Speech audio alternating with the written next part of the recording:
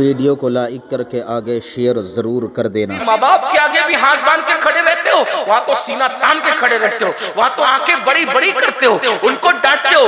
जो 6,000 और 10,000 की नौकरी दे उसकी गुलामी करते हो।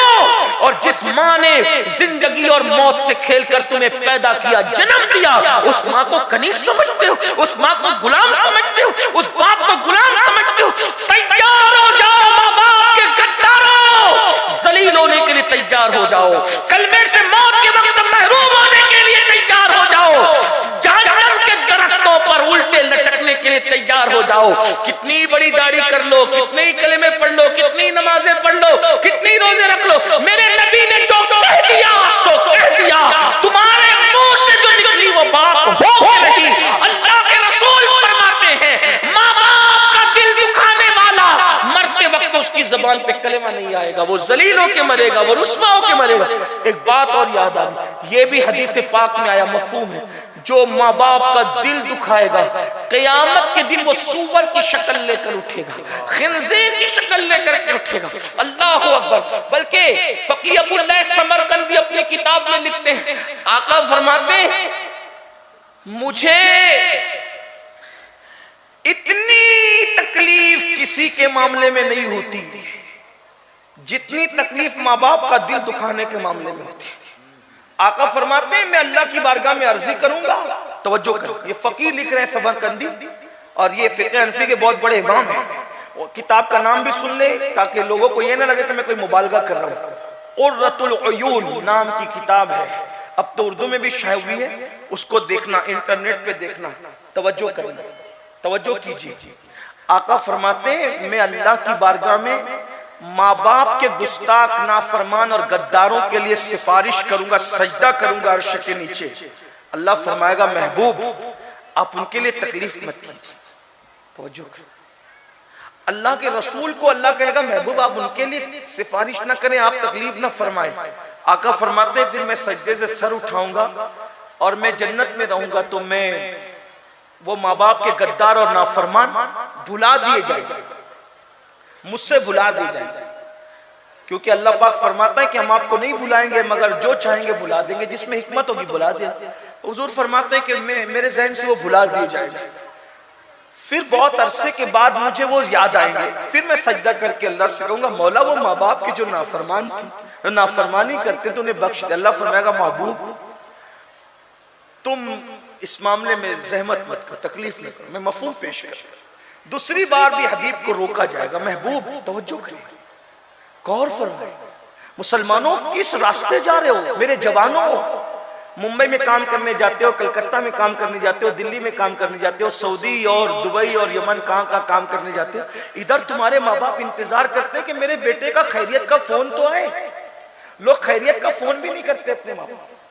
जिन लड़कियों से नाजायज ताल्लुकात कायम कर रखे, 3-3 घंटा उनको मनाते रहते हैं, और माँ बाप को कोई झूठे मुंह भी पूछने को तैयार नहीं। और अल्लाह के रसूल क्या फरमाते, मैं दूसरी बार सजदा करूंगा, मेरा अल्लाह फरमाएगा, हबीब आप जहमत ना फरमाए, रोक दिया जाएगा। हालांकि इसमें अरबी अल्फाज हुजूर अलैहिस्सलाम ने कुछ और फरमाए, मैं बहुत अदब के बाद दायरे में उसका सिर्फ मफहूम पेश कर रहा हूँ। फिर आका फरमाते, तीसरी बार में वो याद आएंगे, फिर मैं सजदा करूंगा, मैं अल्लाह की बारगाह में अर्ज करूंगा, मौला उनके माँ बाप मुझे बता दे, ये जो नाफरमान लोग हैं उनके माँ बाप मुझे बता दे तो मैं उनको मना लूं। आका को यानी अपने माँ बाप से ज्यादा हुजूर हमसे प्यार करते हैं। माँ बाप नाराज होकर बैठे जन्नत में और नाफरमान जहन्नम में, और आका 3 बार सिफारिश कर चुके और अल्लाह पाक अपने हबीब को रोक रहा है कि महबूब अभी आप जल्दी सिफारिश न करें। हत्ता के तीसरी मर्तबा जब सिफारिश करके आका फरमाए, अर्ज करेंगे, मौला इनके माँ बाप को बता दे, मैं इनसे मुलाकात करके उनको मना लूं। तो अल्लाह पाक माँ बाप से मिलाएगा, और फिर आका फरमाते, मैं उनके माँ बाप को लूंगा और साथ में ले करके कहूंगा, देखो तो सही तुम्हारे बच्चों का हाल क्या है, उनको माफ करो। वो कहेंगे, हुजूर उन्होंने हमें बहुत सताया, हम नहीं माफ करते। आका फरमाते, अल्लाह इनको बता दो, ये जहन्नम के अंदर इनको दिखा कि इनके बच्चों का क्या हाल। तो वो देखेंगे कि जहन्नम के दरख्तों में लटके हुए उनको बगैर आंख के, बगैर कान के, बगैर मुंह के फरिश्ते अजाब दे रहे हैं। और उनकी चीखें निकल रही है, वो आहो बुका कर रहे हैं, तो वो माँ बाप भी रो पड़ेंगे। तो आका फरमाते मैं कहूंगा देखो तुम्हारी औलाद का क्या हाल है, तो तब वो माँ बाप कहेंगे या रसूल अल्लाह क्या करें? तो आका फरमाते हैं आका मैं कहूंगा इनको माफ कर दो। इधर माँ बाप माफ करेंगे, उधर मैं अर्ज करूंगा मौला माँ बाप ने माफ कर दिया, अब तो भी माफ कर दे, तो अल्लाह ताला तब उनको माफ फरमाएगा और उनको जहन्नम से निकाल करके जन्नत में दाखिल किया जाए। गौर फरमाए आका फरमाते हैं जितनी अजियत मुझे माँ बाप के नाफरमानों से होती है या हुई है, उतनी अजियत हमारे कायद हमारे अमीर तशरीफ लाए, हजरत का इस्तिकबाल फरमा ले, शुक्र के नियत से जिक्र इलाही बुलंद करे, नारे तकबीर, नारे तकबीर, नारे रिसालत, मसलके आला हजरत, सुन्नी दावत इस्लामी, अमीर अहले सुन्नत, सुन्नी इज्तिमा, नारे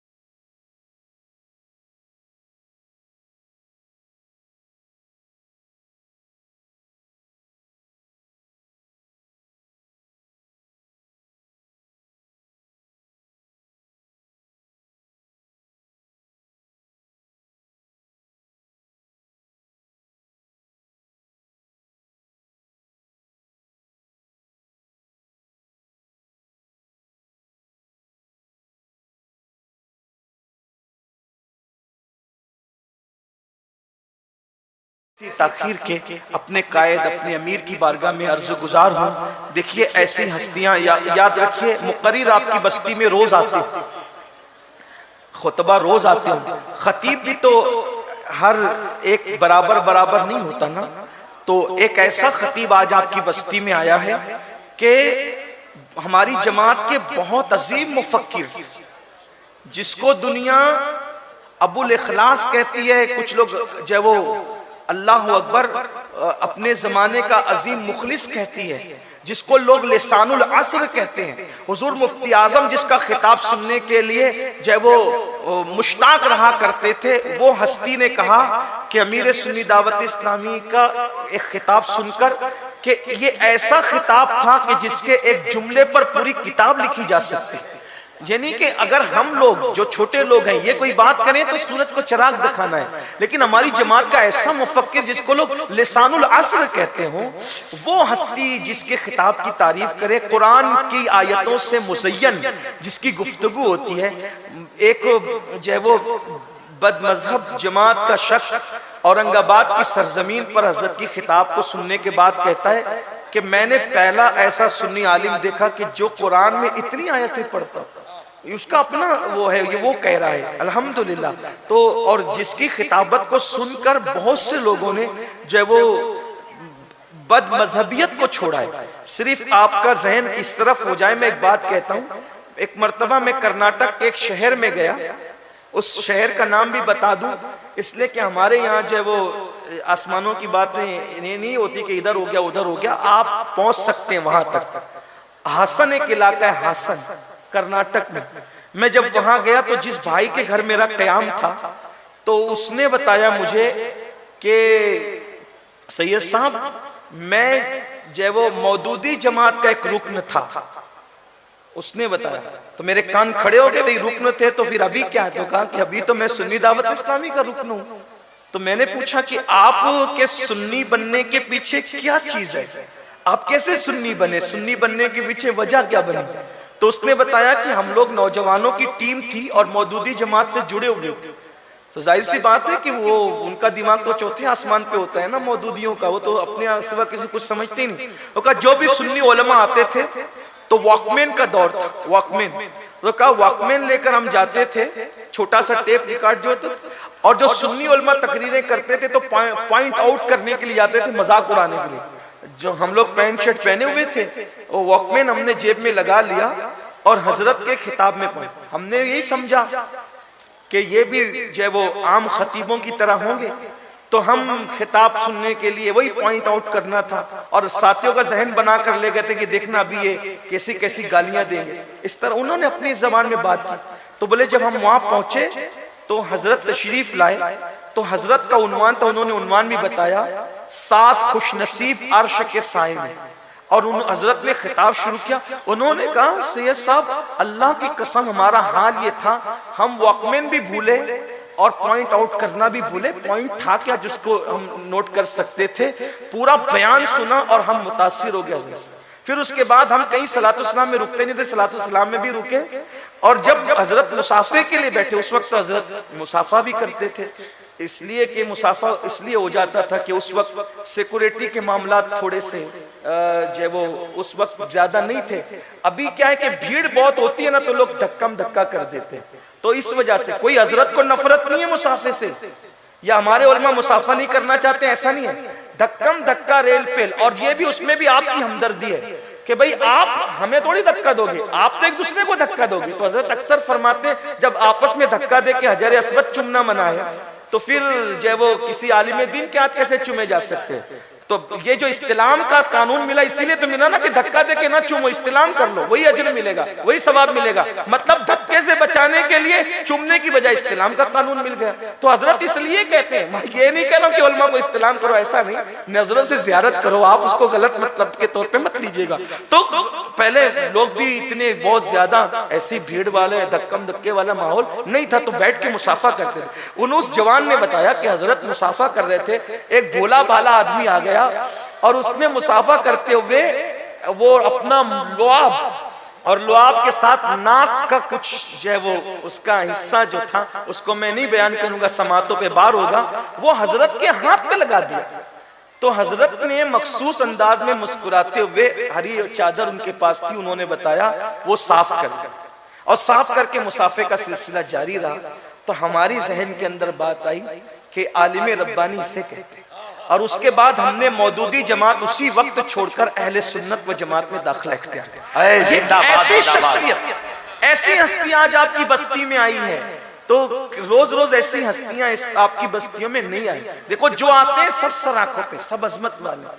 मैं किसी की वो बेइज्जती नहीं कर रहा हूँ, हर सुन्नी आलिम हमारे सर का ताज है, हर सुन्नी खतीब हमारे सर का ताज। लेकिन कुछ ऐसे लोग होते हैं जिन पे बुजुर्गों का खास करम होता है। हुजूर मुफ्ती आजम का, हुजूर सैयदुल उलमा का, हुजूर अशरफुल उलमा का, ये बड़े बुजुर्गों का करम, मारेरा के सादात का, बरेली शरीफ के मशाइख का।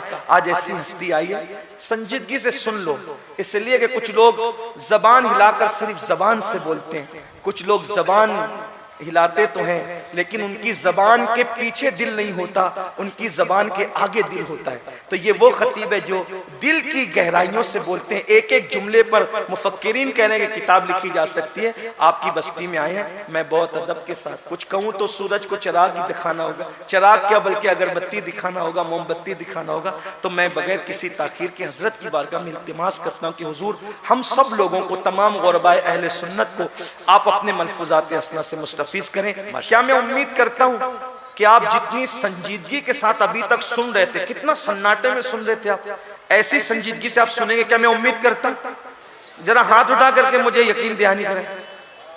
आप उठक बैठक तो नहीं करेंगे ना? आप मोबाइल लेके तस्वीर कशी तो नहीं करेंगे? मोबाइल जेब में रख लें, इतने सब बयानात रिकॉर्ड हो रहे हैं, आपको बयान कहीं भी मिल सकता है, अच्छी क्वालिटी में मिल जाएगा। आप जब बयान रिकॉर्ड करने लगते हैं ना, तो पूरी तवज्जो रिकॉर्डिंग की तरफ होती है, सुनने की तरफ नहीं होती। इसलिए मेरी गुजारिश है कि सब एकदम तवज्जो के साथ, अगर किसी को इस्तिंजा वगैरह की हाजत है तो वो अभी उठकर चला जाए, बाद में देर से आके बैठ जाए, लेकिन तकरीर के बीच में नहीं उठना। कोई उठेगा? सब सुनेंगे ना इंशाल्लाह इत्मीनान से। और मिंबर पे उलमा मौजूद है, उलमा तो बहुत अच्छे से बैठे हैं, लेकिन उलमा के साथ कुछ अवाम भाई भी आ गया। मेरी उनसे गुजारिश है, आप मिंबर पे बैठे रहिए, मैं उतार नहीं रहा हूँ, लेकिन आप अगर हरकत करते हो, मोबाइल निकाल के बात करते हो या मैसेज चेक करते हो या बातचीत करते हो, तो इससे लोगों को ऐसा लगता है कि ये सब उलमा कर रहे हैं, हालांकि उलमा नहीं कर रहे होते हैं। वो जो अवाम घुस करके आ जाती है, तलबा घुस करके आते हैं ना, उसकी वजह से स्टेज बदनाम होता है। तो इसलिए मेरी गुजारिश है कि आप ऐसा ना करें। आइए अब हम अपने कायद, अपने अमीर को हुजूर सैयदुल उलमा के चंद मिसरों से आवाज देते हैं। किसी की जय विजय हम क्यों पुकारे, क्या गरज हमको, हमें काफी है सैयद अपना नारा बुलंद करे या रसूल अल्लाह, अपना नारा या रसूल अल्लाह, नारे रिसालत या रसूल अल्लाह, नारे रिसालत या रसूल अल्लाह, नारे रिसालत या रसूल अल्लाह।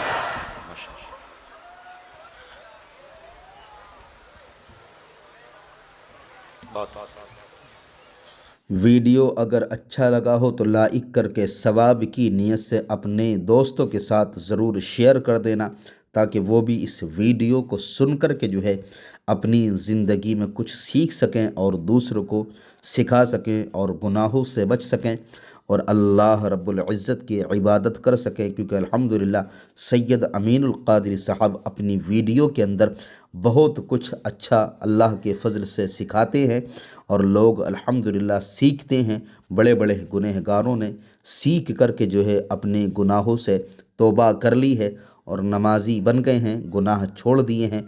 ये वीडियो अल्हम्दुलिल्लाह सवाब की नीयत से अपने दोस्तों के साथ ज़रूर शेयर कर दें। अल्लाह हाफिज़। अस्सलामु अलैकुम व रहमतुल्लाहि तआला व बरकातुहू।